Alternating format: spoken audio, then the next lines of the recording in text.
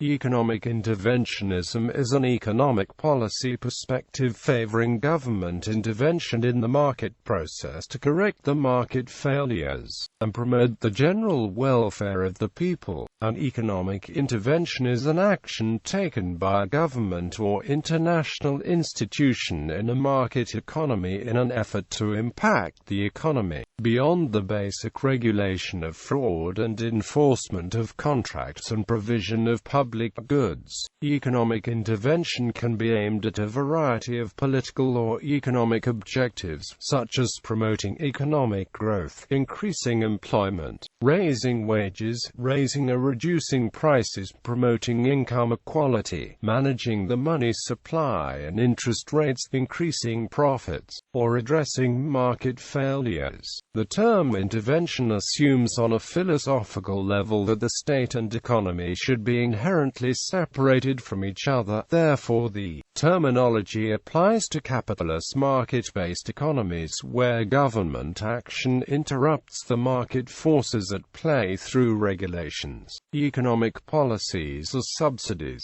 The term intervention is typically used by advocates of laissez-faire and free markets. Capitalist market economies that feature high degrees of state intervention are often referred to as mixed economies.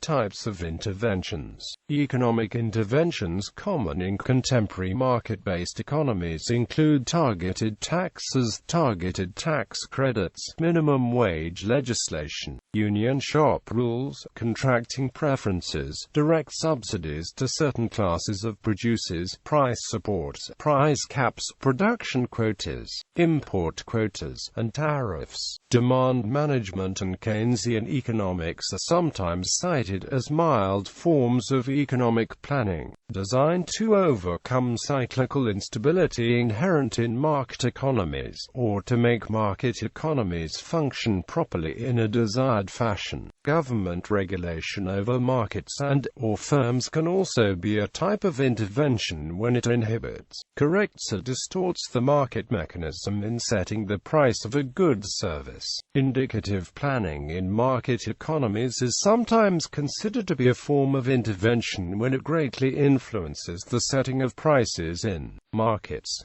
Political perspectives. Libertarians and other advocates of free market or laissez-faire economics generally view government interventions as harmful, due to the law of unintended consequences, belief in government's inability to effectively manage economic concerns, and other considerations. Government officials tend to be naturally disposed to seek more power and authority, and the money that usually goes with those things. And this quest often takes the form of economic interventionism, which they then seek to justify. Many modern liberals and contemporary social democrats are inclined to support interventionism, seeing state economic interventions as an important means of promoting greater income equality and social welfare. On the other hand, Marxists often feel that government welfare programs might interfere with the goal of overthrowing capitalism and replacing it with socialism. Because a welfare state makes capitalism more tolerable to the average worker, socialists often criticize interventionism as being untenable and liable to cause more economic distortion in the long run. For this perspective, any attempt to patch up capitalism's contradictions would lead to distortions in the economy elsewhere, so that the only real and lasting solution is to entirely replace capitalism with a socialist economy. Political conservatives of the nationalist variety also frequently support economic interventionism as a means of protecting the power and wealth of a country or its people, particularly via advantages granted to industries seen as nationally vital.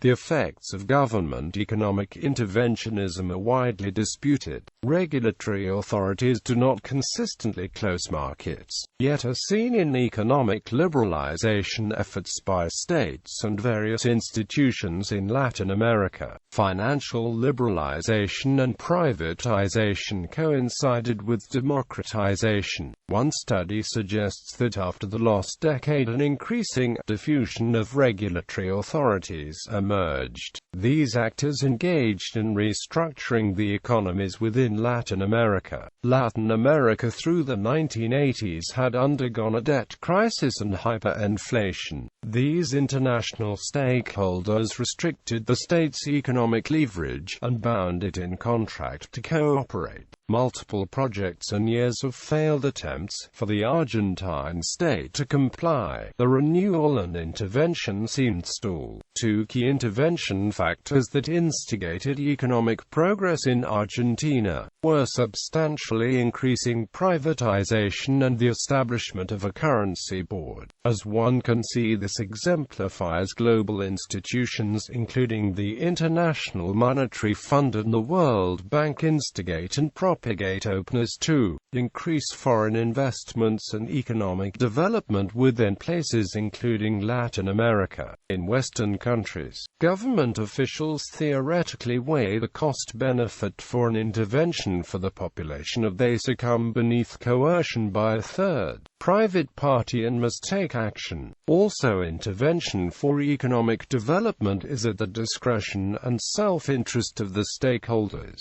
The multifarious interpretations of progress and development theory could mean. To illustrate this, during the 2008 debt crisis, the government and international institutions did not prop Lehman Brothers up, therefore allowing them to file bankruptcy. Days later, when AIG waned towards collapsing, the state spent public money to keep it from falling. These corporations have interconnected interests with the state. Therefore, their incentive is to influence the government to designate regulatory policies that will not inhibit their accumulation of assets. In Japan, Abenomics is a form of intervention with respect to Prime Minister Shinzo Abe's desire to restore the country's former glory in the midst of a globalized economy. U.S. government interventions. President Richard Nixon signed amendments to the Clean Air Act in 1970 that expanded it to mandate state and federal regulation of both automobiles and industry. It was later further amended in 1977 and 1990. One of the first modern environmental protection laws enacted in the United States was the National Environmental Policy Act of 1969, which requires the government to consider the impact of its actions or policies on the environment. NEPA remains one of the most commonly used environmental laws in the nation. In addition to NEPA, there are numerous pollution control statutes that apply to such specific environmental media as air and water. The best known of these laws are the Clean Air Act, Clean Water Act, and the Comprehensive Environmental Response, Compensation, and Liability Act, commonly referred to as Superfund. Among the many other important pollution control laws are the Resource Conservation and Recovery Act, Toxic Substances Control Act, Oil Pollution Prevention Act, Emergency Planning and Community Right to Know Act, and the Pollution Prevention Act. United States pollution control statutes tend to be numerous and diverse, and many of the environmental statutes passed by Congress are aimed at pollution prevention. They often need to be expanded and updated before their impact is fully realized. Pollution control laws are generally too broad to be managed by existing legal bodies, so Congress must find or create an agency for each that will be able to implement the mandated mission effectively. During World War I, U.S. government intervention mandated that the manufacturing of cars be replaced with machinery to successfully fight the war. Today, government intervention could be used to break the U.S. dependence on oil by mandating U.S. automakers to produce electric cars such as the Chevrolet Volt. Recently, Michigan Gov. Jennifer Granholm said, "We need help from Congress, namely, renewing the clean energy manufacturing tax credit and the tax incentives that make plug-ins cheaper to buy for consumers. It is possible that government-mandated carbon taxes could be used to improve technology and make cars like the Volt more affordable to consumers. Unfortunately, current bills suggest carbon prices would only add a few cents to the price of gasoline, which has negligible effects compared to what's needed to change fuel consumption." Washington is beginning to invest in car manufacturing industry by partially providing $6 billion in battery-related public and private investments since 2008, and the White House has taken credit for putting a down payment on the U.S. battery industry that may reduce battery prices in the coming years.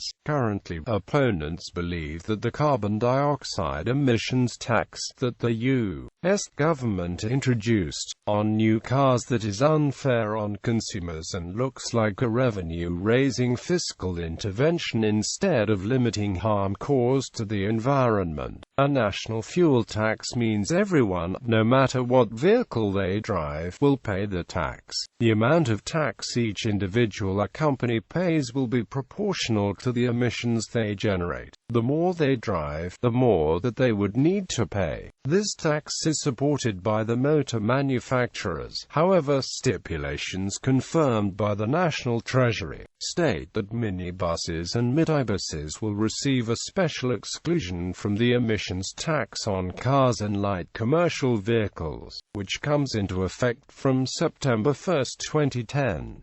This exclusion is because these taxi vehicles are used for public transport, which opponents of the tax disagree with. During George W. Bush's 2000 campaign, he promised to commit $2 billion over 10 years to advance clean coal technology through research and development initiatives. According to Bush supporters, he fulfilled that promise in his fiscal year 2008 budget request, allocating $426 million for the Clean Coal Technology Program. During his administration, Congress passed the Energy Policy Act of 2005, funding research into carbon capture technology to remove and bury the carbon in coal after it is burned. The coal industry received $9 billion in subsidies under the Act, as part of an initiative supposedly to reduce U.S. dependence on foreign oil and reduce carbon emissions.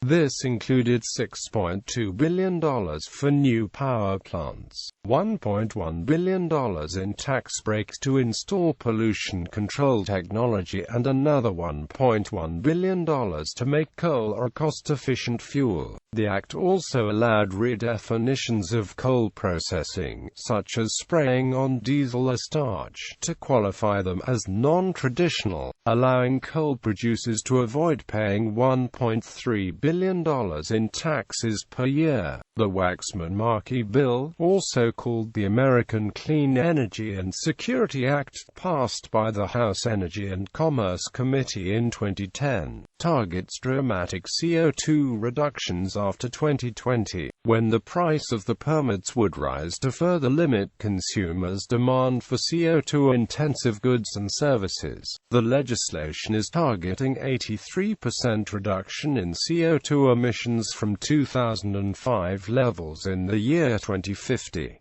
A study by the EPA estimates that the price of the permit would rise from about $20 a ton in 2020 to more than $75 a ton in 2050. The U.S. Office of Management and Budget shows that federal subsidies for coal in the United States were planned to be reduced significantly between 2011 and 2020, provided the budget passed through Congress and reduces for coal tax preferences, expensing of exploration and development costs, percent depletion for hard mineral fossil fuels, royalty taxation, and domestic manufacturing deduction for hard mineral fossil fuels. The fiscal 2011 budget proposed by the Obama administration would cut approximately $2.3 billion in coal subsidies during the next decade.